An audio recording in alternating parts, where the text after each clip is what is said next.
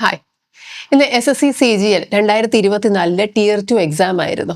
അപ്പോൾ എക്സാമിൻ്റെ objective paper വളരെ ഭംഗിയായിട്ട് തന്നെ പോയി, സ്റ്റുഡൻസിനൊക്കെ നന്നായിട്ട് എഴുതാൻ പറ്റി.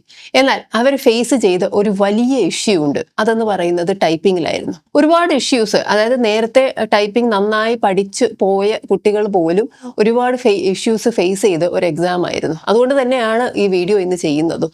അതിൽ ഒന്നെന്ന് പറയുന്നത്, നമുക്ക് ബേസിക് ഒന്ന് ടൈപ്പിങ്ങിൻ്റെ ഒരു കാര്യം നമുക്ക് നോക്കാം. ബേസിക് കാര്യം എന്ന് പറയുന്നത് 15 മിനിറ്റിൽ 2000 കീ ഡിപ്രഷൻസ് ആണ് നമുക്ക് ടൈപ്പ് ചെയ്യാനുള്ളത്. അപ്പം 15 മിനിറ്റ് നോർമലി നമുക്ക് 2000 കീ ഡിപ്രഷൻസ് ചെയ്യുന്നതിന് ഒരു ബുദ്ധിമുട്ടില്ല. ഒരു 30 to 35 വേർഡ് പെർ മിനിറ്റ് സ്പീഡുള്ള ഒരാൾക്ക് അത് ചെയ്യാൻ പറ്റും. പക്ഷേ ഇന്നത്തെ ഇഷ്യൂ എന്ന് പറയുന്നത് ഈ 2000 കീ ഡിപ്രഷൻസിന്റെ ഒരു പാരഗ്രാഫ് അല്ല തന്നത്. അത് നമുക്കറിയാം, 2000 ഒരു കീ ഡിപ്രഷനിൽ ഒരു പാരഗ്രാഫ് തരാൻ ബുദ്ധിമുട്ടാണ്. അത് 2000 2500 വരെ ഡിപ്രഷൻ ആണല്ലോ. അപ്പം 2500 വരെ പോകാം. വേർഡ് ലിമിറ്റ് അല്ലല്ലോ നോക്കുന്നത്. അപ്പോൾ അതുകൊണ്ട് 2500 വരെ പോകാം. പക്ഷെ ഇന്നത്തെ ടൈപ്പ് ചെയ്യാനുള്ള ഡോക്യുമെന്റ് എന്ന് പറയുന്നത് 2500 അല്ല, 3000 അല്ല, 4000 അല്ല, അതിൽ കൂടുതൽ വന്ന ഒരു ഡോക്യുമെന്റ് ആണ് അവർ കൊടുത്തത്. ചില സ്റ്റുഡൻസ് പറഞ്ഞത് മോർ ദാൻ 6000 കീ ഡിപ്രഷൻസ് വരുന്ന ഒരു ഡോക്യുമെന്റ് ആണ് കൊടുത്തത്. അപ്പം ഇങ്ങനെ ഒരു ഡോക്യുമെന്റ് കൊടുത്തു എങ്കിൽ 2000 കീ ഡിപ്രഷൻ വരുന്നത് ഇന്ന പോയിന്റിലാണ് എന്നുള്ളതിന് ഒരു ഇൻസ്ട്രക്ഷനും നേരത്തെ എക്സാം തുടങ്ങുന്നതിന് മുമ്പ് പ്രൊവൈഡ് ചെയ്തിട്ടില്ല. ഓരോ തവണയും ഓരോ സ്റ്റുഡന്റ് ടൈപ്പ് ചെയ്യുമ്പോൾ പിന്നെയും പാരഗ്രാഫ് ബാക്കിയായി കിടക്കുവാണ്. അപ്പം ഓട്ടോമാറ്റിക്കലി നമുക്ക് ടെൻഷൻ ബിൽഡപ്പ് ചെയ്യുവാണ് ഇങ്ങനെ ഒരു എക്സാമിന്. പ്രത്യേകിച്ചും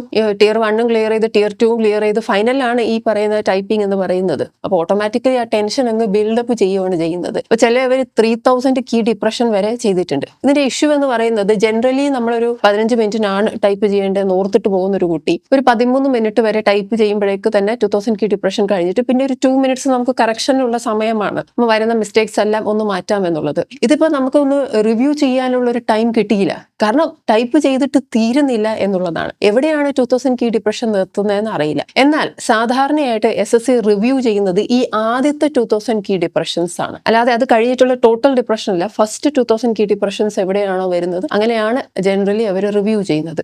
അത് ഒരു ഇഷ്യൂ.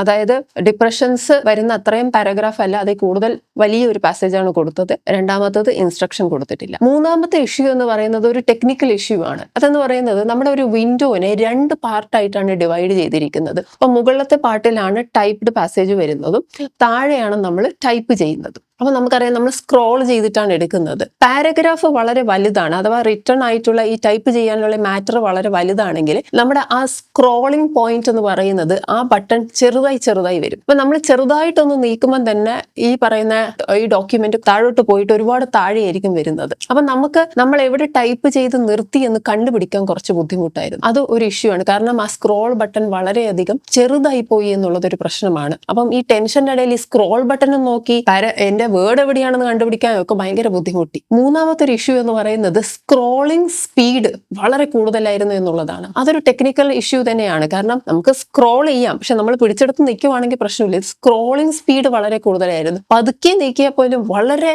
സ്പീഡിലാണ് സ്ക്രോൾ ചെയ്ത് താഴോട്ട് പോയത് എന്നുള്ളത്. അപ്പൊ ആ താഴോട്ട് പോകുമ്പോൾ ഓട്ടോമാറ്റിക്കലി നമ്മൾ എന്ത് ചെയ്യും, നമ്മുടെ വേർഡ് കണ്ടുപിടിക്കാൻ വേണ്ടി നമ്മൾ വീണ്ടും മുകളിലോട്ട് സ്ക്രോൾ ചെയ്യും. അപ്പം വളരെ മുകളിലോട്ട് പോകുന്നു.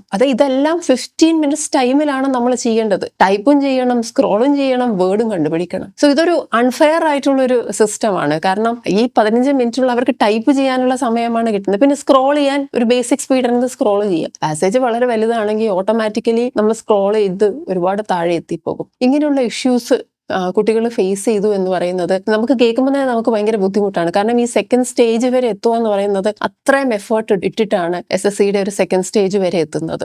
അതിൽ തന്നെ അത്രയും എഫേർട്ട് എടുത്തിട്ടാണ് ആ സെക്കൻഡ് സ്റ്റേജ് ഒന്ന് പഠിച്ച് അവർ റെഡി ആവുന്നത്. അപ്പൊ അതുകൊണ്ട് തന്നെ ഈ ടൈപ്പിംഗ് സ്റ്റേജിൽ ഇങ്ങനെ ചെയ്യുന്നത് ഒട്ടും തന്നെ ഒരു ശരിയായ ഒരു കാര്യമല്ല. അതൊരു കുട്ടികളെ വളരെ മാനസികമായിട്ടും ബുദ്ധിമുട്ടിക്കുന്നതാണ്. ഏതിപ്പം നമ്മൾ ഒരു സെന്ററിലാണോ നോക്കിക്കഴിഞ്ഞാൽ അങ്ങനെയല്ല. ഇപ്പൊ ട്രിവാൻഡ്രത്ത് സെന്റർ ഇട്ട കുട്ടികളുണ്ട്, സെന്റർ കിട്ടിയവരുണ്ട്, അവരിത് ഫേസ് ചെയ്തു. കൊല്ലത്തെ കുട്ടികൾക്ക് ഇത് ഫേസ് ചെയ്തു. കോട്ടയം, ഈവൻ കോയമ്പത്തൂർ പോലും ഞങ്ങളുടെ സ്റ്റുഡൻസ് എക്സാം എഴുതിയിട്ടുണ്ടായിരുന്നു, അവരും ഫേസ് ചെയ്തു. അതായത് ഇത് മുഴുവനായിട്ടുള്ള ഒരു പ്രശ്നമാണെന്നാണ് നമ്മൾ മനസ്സിലാക്കുന്നത്. ഇതിൽ വേറൊരു കാര്യം എന്ന് പറയുന്നത്, പലരും ഇൻവിജിലേറ്റേഴ്സോട് ഈ ഒരു കംപ്ലൈന്റ് പറഞ്ഞു എന്നുള്ളതാണ്. അവർക്ക് ഇതിനെക്കുറിച്ച് വലിയ ധാരണയൊന്നുമില്ല. അവർ പറഞ്ഞു എവിടെയാണോ സ്റ്റോപ്പ് ആവുന്നത് അവിടെ നിന്ന് ടൈപ്പ് ചെയ്തു എന്നാണ് പറഞ്ഞത്. അപ്പൊ അതൊരു ശരിയായ രീതിയല്ല. ഇതിനൊരു പരിഹാരം എന്ന് പറയുന്നത് നമുക്ക് ഒറ്റയ്ക്ക് കണ്ടുപിടിക്കാൻ പറ്റുന്നതല്ല. ഇപ്പൊ നമ്മൾ പരസ്പരം പറഞ്ഞതുകൊണ്ട് തന്നെ ഇതിനൊരു സൊല്യൂഷൻ ഉണ്ടാവുന്നില്ല. നമുക്ക് ചെയ്യാൻ പറ്റുന്നത് അത് കളക്റ്റീവായിട്ട് നമുക്കിതിനെ അഡ്രസ്സ് ചെയ്യാം എന്നുള്ളതാണ്. അപ്പൊ അതുകൊണ്ട് തന്നെ ഇതൊരു പബ്ലിക് പ്ലാറ്റ്ഫോമിലേക്ക് കൊണ്ടുവരണം. അതായത് നമുക്ക് SSCയുടെ ഹെൽപ്പ് ഡെസ്ക് ഉണ്ട്. SSCയുടെ ഹെൽപ്പ് ഡെസ്കിന്റെ മെയിൽ ഡിസ്ക്രിപ്ഷൻ ബോക്സിൽ ഇട്ടിട്ടുണ്ട്. ആ മെയിലിൽ നിങ്ങൾ നിങ്ങളുടെ പ്രശ്നങ്ങളെല്ലാം തന്നെ ഈ ഫേസ് ചെയ്ത ഈ ഇഷ്യൂസ് എല്ലാം തന്നെ മെൻഷൻ ചെയ്ത് പോകണം. എന്തെങ്കിലും സൊല്യൂഷൻ ഉണ്ടാക്കാൻ പറ്റുന്നുണ്ടെങ്കിൽ അത് SSCക്ക് അതാത് സമയം സെന്റർ വെച്ച് റോൾ നമ്പർ വെച്ചിട്ട് നമ്മൾ മെയിൽ ചെയ്യുമ്പോഴാണ് ദേ ഷുഡ് നോ ദാറ്റ് ഇങ്ങനൊരു സംഭവം ഇവിടെ ഉണ്ടായിട്ടുണ്ട്, അത് നമ്മളെ നന്നായിട്ട് തന്നെ ബാധിച്ചിട്ടുണ്ടെന്നുള്ളത്. അപ്പൊ നമുക്കിത് ഗ്രൂപ്പായിട്ട് അഡ്രസ്സ് ചെയ്തെങ്കിൽ മാത്രമേ നമുക്ക് ഇതിനൊരു പരിഹാരം കാണാൻ പറ്റൂ.